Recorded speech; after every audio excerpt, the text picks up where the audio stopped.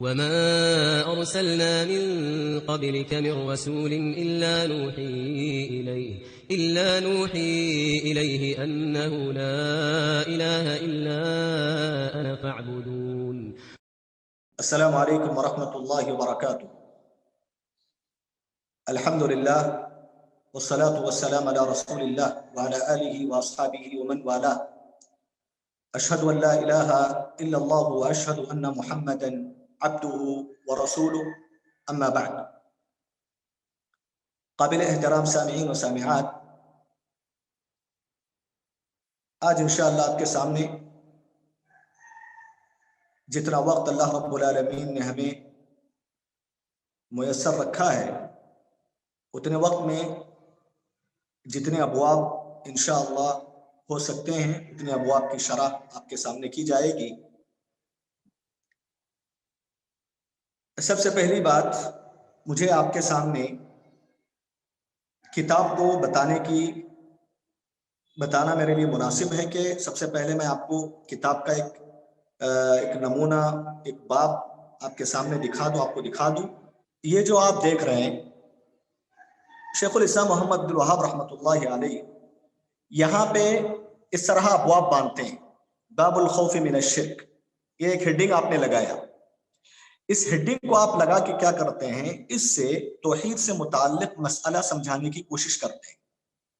اب اس مسئلے کی تائید کے لیے، اس کی تقویت کے لیے، دلیل کے طور پر اس مسئلے کے لیے قرآنی آیات، احادیث اور ضرورت محسوس ہونے پر صحابہ اکرام کے منہج اور صحابہ کے بعد آنے والے تابعین، تابعین وغیرہ کے اقوال کا ذکر کرتے ہیں۔ اور شیخ کا منہج یہ بھی ہے کہ کہیں کہیں کسی حدیث میں کوئی مشکل لفظ آ رہا ہے، اس کی شرح کرتے ہیں خود سے۔ یہ بھی کتاب کی ایک بڑی خصوصیت مانی جاتی ہے۔ یہاں پہ دیکھیں آپ، باب الخوف من الشرک ہیڈنگ باندھا آپ نے، پھر اس کے بعد قرآنی آیات ذکر کر رہے ہیں، ان اللہ لا یغفر ان یشرک بہ ویغفر ما دون ذلک۔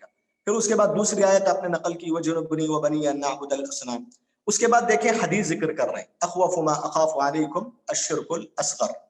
پھر اس کے بعد یہاں دیکھیں ابن مسعود کی ایک اور حدیث آپ لے کر آئے، پھر مسلم کی یہ روایت۔ اس کے بعد آپ یہ دیکھ رہے ہیں فیہ مسائل، یہی فیہ مسائل ہے، یہ اصل فائدے استنباط کرتے ہیں آپ، جو نصوص ہیں، جو احادیث ہیں، جو صحابہ کے آثار ہیں، اس سے یہ مسائل استنباط کرتے ہیں، فائدے ہیں۔ الخوف من الشرک، ان الریا من الشرک، انہ من الشرک الاصغر، یعنی ریا شرک اصغر کا حصہ ہے، شرک اصغر میں سے ہے۔ اس طرح جو آپ دیکھ رہے ہیں فائدے ذکر کرتے ہیں ہر باب میں۔ تو سبحان اللہ، یہ جو فائدے ہیں یہ بھی بہت اہم ہیں۔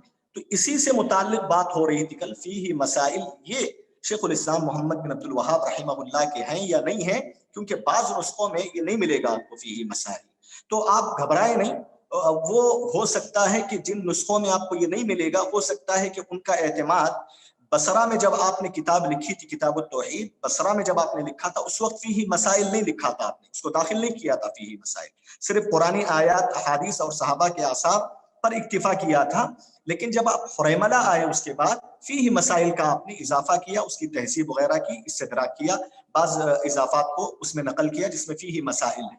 تو ہو سکتا ہے کہ جن نسخوں میں فیہ مسائل نہیں ہے، ہو سکتا ہے کہ وہ بصرہ والا نسخہ ان کو ملا ہو، اسی کو انہوں نے بنیاد بنا کر کتاب التوحید کی ترتیب دی ہو۔ تو میں سمجھتا ہوں کہ انشاءاللہ منہج سے متعلق مختصراً جو کل کی بات تھی، مجھے امید ہے کہ پختہ ہو چکی ہوگی۔ پھر انشاءاللہ میں دوبارہ آتا ہوں۔ جو کتاب التوحید کا جو سب سے پہلا ہیڈنگ ہے کتاب التوحید کے نام سے، اس کو پیش کرنے سے پہلے، اس کا خلاصہ پیش کرنے سے پہلے کچھ تمہیدی باتیں آپ کے سامنے رکھنا ہے۔ سب سے پہلی بات آپ یاد رکھیں، یہ جو دورہ ہمارا منعقد ہوا ہے، یہ دورے کا جو اصل موضوع اور عنوان ہے، وہ عنوان ہے کتاب التوحید کے ابواب کی شرح۔ کتاب التوحید کی شرح نہیں، بلکہ کتاب التوحید کے ابواب کی شرح اور کتاب التوحید کے ابواب کا خلاصہ۔ تو اس اعتبار سے ہمارے اس دورے میں کتاب التوحید کی ہر آیت، ہر حدیث، ہر صحابی کا اثر، اس کی تشریح آپ کے سامنے نہیں کی جائے گی۔ آپ یاد رکھیں، یہ جو قرآنی آیات کی تفسیر ہے، ہر آیت کی توضیح ہے، اس سے فائدے حاصل ہونے والے فائدے ہیں، اس کا تعلق باب سے کیا ہے، حدیث کا تعلق باب سے کیا ہے، تو یہ جو تفصیلی کتاب التوحید کو پڑھنے کا جو طریقہ ہے اتنی تفصیل آپ کے سامنے نہیں رکھا جائے گا. اس موضوع اور اس عنوان کا بلکہ اس دورے کا اصل مقصود یہ ہے کہ کتاب التوحید کے جو ہیڈنگ ہے اس کا خلاصہ کیا ہے شارٹ میں آپ کے سامنے بیان کیا جائے, جو کہ سمجھیں بہت ہی فائدے مند آپ کے لیے ثابت ہوگا یہ. اور وہ جو شرح آپ کے سامنے کی جا رہی ہے, ابواب کا جو خلاصہ پیش کیا جا رہا ہے, وہ ابواب کا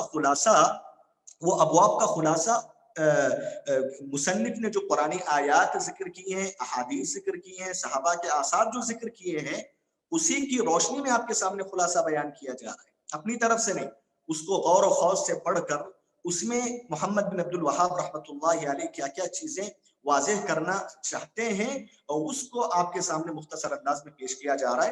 تو یہ اصل دورے کا موضوع ہے. دوسری بات مجھے آپ کے سامنے تمہید کے طور پر یہ رکھنا ہے کہ کتاب التوحید کے ابواب کو ہم جو انتخاب کیے کہ اس کی شرح, اس کا خلاصہ لوگوں کے سامنے آ جانا چاہیے, کیوں ہم نے اس کا انتخاب کیا, کیوں ابواب کی خلاصے کو جو ہے منتخب کیا, اس کے بنیادی طور سے دو وجوہات ہیں. سب سے پہلی وجہ اہل علم ایک بہت بڑی بات کہتے ہیں اس کتاب کے ابواب کے بارے میں. اس کتاب کے ابواب کے بارے میں بڑی شاندار بات کہتے ہیں فقہ شیخ الاسلام محمد بن عبد الوہاب رحمہ اللہ فی تبویبہ ومسائلہ کما ان فقہ الامام البخاری رحمہ اللہ فی تبویبہ وتراجمہ. بہت بڑی بات ہے, اہل علم یہ بات کہتے ہیں, اس کا اعتراف کرتے ہیں. امام محمد بن عبد اللہ علیہ کی جو فقہ ہے, آپ کا علم ہے, آپ کی جو توحید کے سلسلے میں معرفت ہے یا توحید کے جو مسائل آپ جو سمجھانا چاہتے ہیں, وہ توحید کی فقہ اور معرفت آپ کے ہیڈنگز میں جھلکتی ہے, آپ کے ابواب میں جھلکتی ہے, آپ کے جو مسائل آپ نے ذکر کیا اس میں جھلکتی ہے.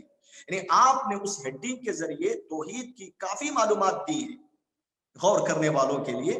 اور کہتے ہیں اہل علم بالکل اسی طرح جس طرح امام بخاری رحمۃ اللہ علیہ کی فقاہت ان کے تراجم الابواب میں جھلکتی ہے, ان کے جو ہیڈنگز ہیں صحیح بخاری کے اندر باب کذا کذا, اس میں جس طرح امام بخاری رحمہ اللہ کی فقہ جھلکتی ہے, اس میں فقہ کے کنوز پائے جاتے ہیں, اسی طرح اس کتاب کے ابواب کے اندر توحید کی معرفت کے سلسلے میں, شرک کی معرفت کے سلسلے میں بہت زیادہ خزانے پائے جاتے ہیں.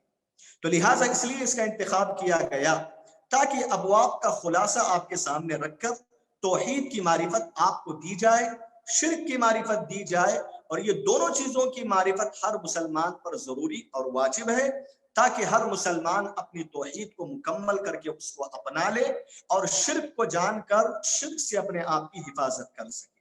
یہ پہلی وجہ ہے. دوسری وجہ, اس کتاب کو دینی مدارس کے اندر تقریباً 1 سال میں پڑھائی جاتی ہے, 1 سال میں تقریباً اس کتاب کو پڑھایا جاتا ہے. ہم نے یہ مناسب سمجھا اس کتاب کا خلاصہ کیوں 1 سال کے بجائے 1 مہینے میں لایا جائے, اور لوگوں کو اکتاہٹ بھی محسوس نہیں ہوگی, اور جو ہے پوائنٹ کی شکل میں باتیں آپ کے سامنے رکھی جائیں. تو مختصر وقت میں مقصود کو حاصل کرنا, مقصود کو جو اصل مقصد ہے توحید کی معرفت اور شرک کی معرفت, اس کو آپ کے سامنے رکھنا مختصر وقت میں, یہ دوسرا سبب بنا جس کی بنیاد پر ہم نے اس موضوع کا انتخاب کیا. اور مزید ویڈیوز کو دیکھنے کے لیے آپ ہمارے YouTube چینل کو سبسکرائب کریں. فجزاکم اللہ خیرا. الدعوة نور وضاء تجلو ظلمات الحيران منهج خير الناس جميعا لا يبلى عبر الأزمان. الدعوة نور وضاء تجلو ظلمات الحيران